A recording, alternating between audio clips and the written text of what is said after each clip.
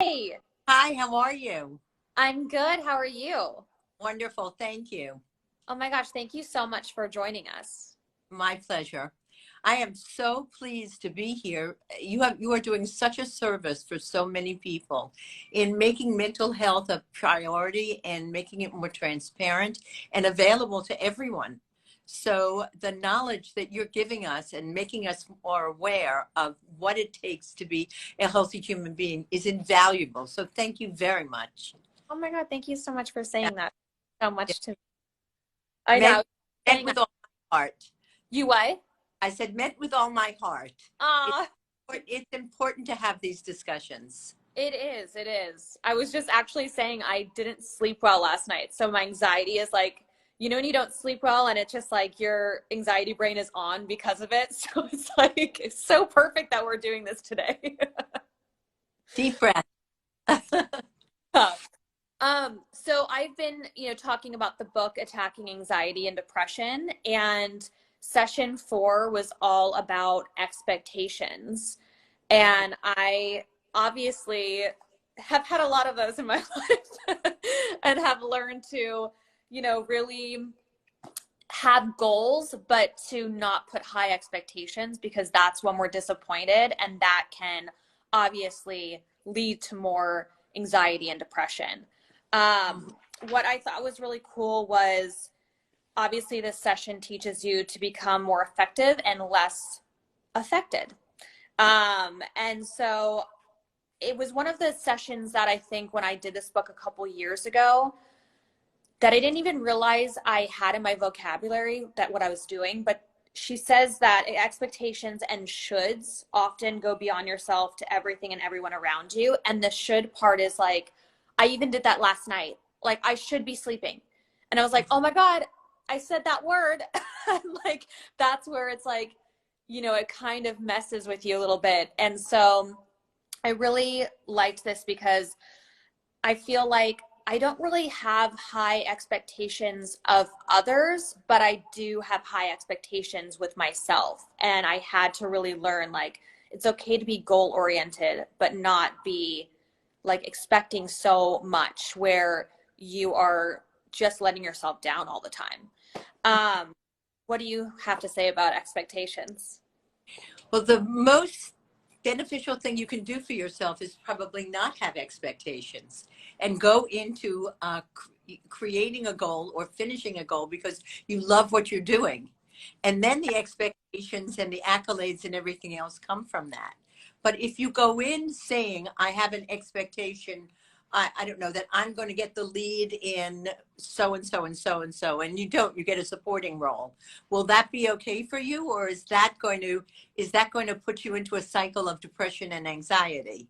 So Yeah. if you go in and you audition, and I'm just using that as an example, because that's one that refrains from me, is that if you go in and you do your best in audition and you do it with all your heart and soul, whatever happens from that is going to be the reward that you will have for doing your job 100%. I know. I completely agree with that because I've always been someone who, when it comes to work in ways, like I've always been like, it's just trying your best. Because in the business that I'm in, obviously, there's like 80% rejection. So there's a lot of stuff that I haven't gotten auditioned for. So I've always been like, try your best and not take it personally. But I Mm-hmm. think that what I realized throughout success is that you then start to put expectations on projects and you forget when you started how it was all about passion. And so I do think that there is like some of the most successful things I've ever done was because I was just having fun. There was no expectation to it. There wasn't like we knew Yeah. that this like was going to be huge. It was like we were just having fun doing it. And I think it messes with a lot of people that I know with like age, and I've seen people that I've grown up with who are, obviously composers or directors, or they put this thing on themselves being like, I should be at this point in my career and have this expectation, or they put these goals in their mind, like at this age, I should be doing Mm-hmm. this, having this. And I think that really messes things up for yourself, because it's important to have those goals, like you said, but it's taking that expectation out. It's Um, taking patient out and putting, as you so very well said, putting the fun back in. If you're mhm. doing something that you enjoy, you will succeed. And if you're Yeah, starting to play and you don't know how to do it, and all of a sudden you are excited and full of passion, you will do it. And also, the expectations can also be aided by support. If you feel as though you really need help to get to a goal or get to something that you are looking forward to doing, there is no reason that you can't have support and help to do it. yeah, yeah. That's so true. Not I in know. this alone. Hmm. What were you saying? You're not in this alone. Yeah, yeah. That is very true. I know. I think that it's just it's something that I didn't realize. I think you just don't even realize you're doing it to yourself until you sit back and you read something like this session and you're like, oh yeah, I've been doing that for a minute now. so, um, so I felt like this one is obviously so, so great. It also goes into diet and how diet affects anxiety and depression and what foods are good for you. That's session 5. And obviously what vitamins are good for you and can help. What are your thoughts on that? Do you see like eating certain foods, eating too much of or drinking too much of coffee can like obviously trigger your anxiety? Like what do you think about that? Well, I truly believe in a holistic approach to health, mental health and physical health. I think they're totally integrated. So, of course, what you put into your body is going to come out of your body in either a good way or not so good way. And and I think, having a balanced diet, I know it's so really trite to say, but having a balanced diet with a lot of proteins and a couple of carbohydrates and a little bit of sugar is really something that will get you going. I think that each body is different. And once again, to the notion of getting help, if you need help, go to a nutritionist and have that person help you plan a diet that's going to be energy producing and not energy depleting. And Yeah. of course, we all have our comfort foods. I know that when I get anxious and I get a little bit depressed, I take to my bed with my bonbons, or I call them my bonbons, but it would be like oatmeal for me to eat in Mm. bed.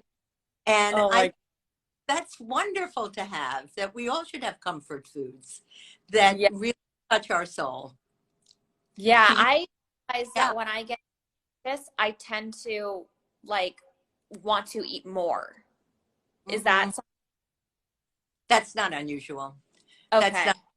But that's probably because you're filled with anxiety and worry, and what you have to get in touch with is the anxiety and worry so that you can come down a bit and not overeat.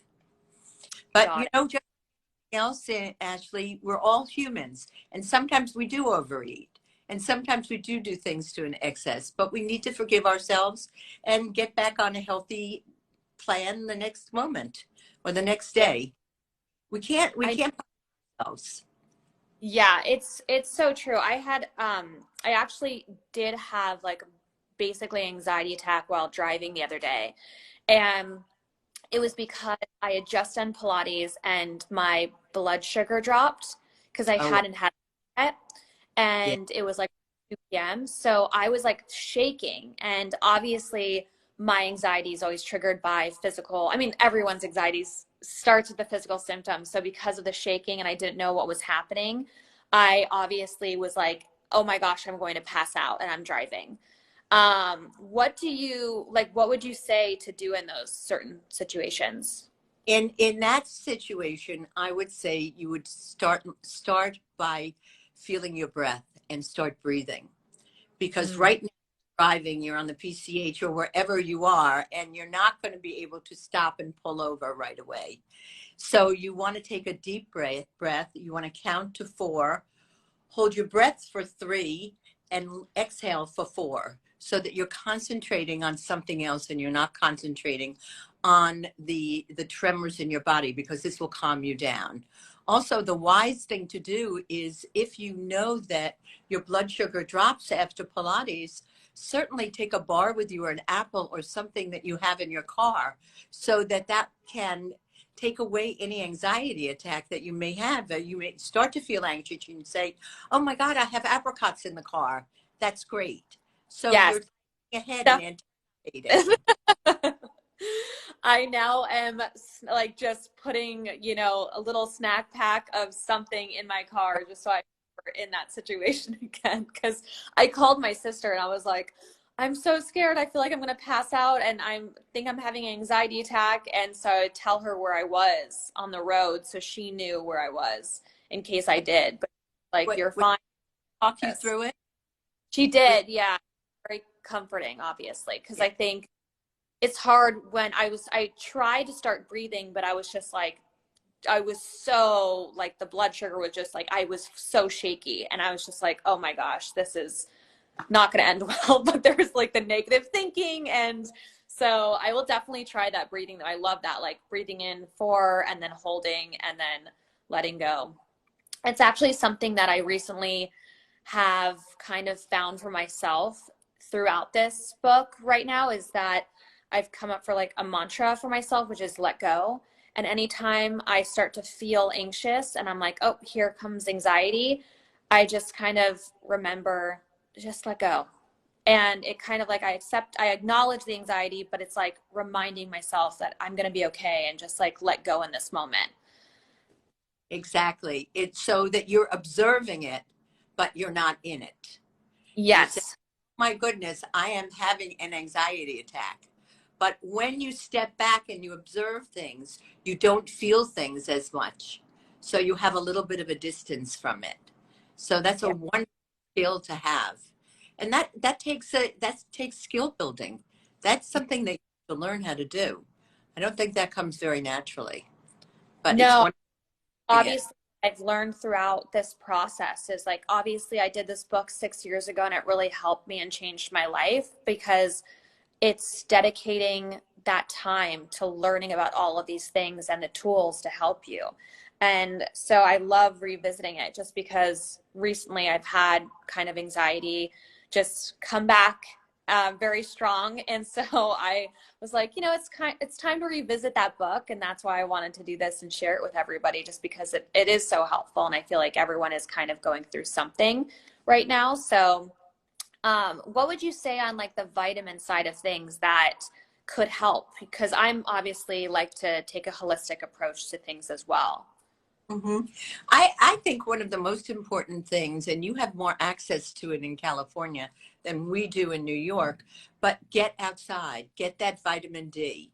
Mm. That is so important. I think during the pandemic, people came to me and how am I going to do this? What am I going to do?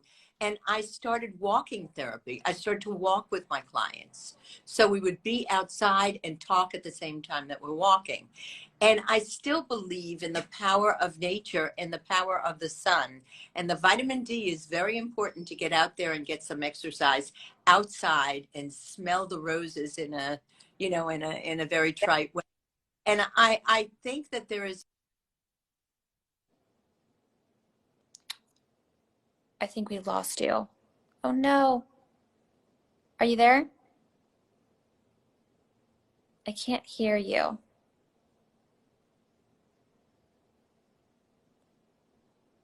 Maybe we will add her back in. Do you know that was, wouldn't that be something? That was my husband calling. I'm sorry. So So you walking has been really good. walking has been really good. Vitamin D is really important. And I think that each person, as I said, you have to develop a plan for your kind of body type. And it's really important to see a doctor, a holistic practitioner, or someone to recommend what works for you on your own. And not because I don't think we're cookie cutters. I Yeah. think, yes, outside and getting vitamin D is a cookie cutter thing, but needing certain vitamins more than other vitamins is something that's very individual. And you should take the time to and the effort to find out what your body needs. Yeah, I think that that's kind of obviously like Frenshe my blog has been born Right. with, you know, having that self-love. And to me, self-love is taking the time to do all this work. That if you have something going on in your life and you do struggle with anxiety and depression, it's really that self-love that will get you to open the book, that will help, like, because it's like if you do the work, you could live such a like more stress-free and less anxiety producing life. It's just some people, like anytime I've had friends reach out and they're like, hey, what do you do for this? And I was like, oh, this is a great book. And they look at, oh, it's 15 sessions. Like that's a really long time. And I'm like, but you're dealing with something that's making you uncomfortable. Like you can help Right. it. Help it. I Yeah. I think But you said the optimal word, Ashley, and you said that it's work. Just like achieving anything in life, in order to achieve mental and physical health, it does require work. It does require passion. It does require persistence. And you will step one step back and two steps in front and one step forward and two steps back. But the idea is that it makes you feel better. It yeah, honestly feel better to do the work. And it's so worth it. it's so worth it. And I always say to people too, like, how long have you been dealing with this? And then like that's usually for years. So it's like it's going to take the time to help get better and through it. So I think that's important to remember that it does take time, but it's so worth it, like you're saying. Um, what else do you have for us? Anything else? Any other pointers that people Yes. with anxiety?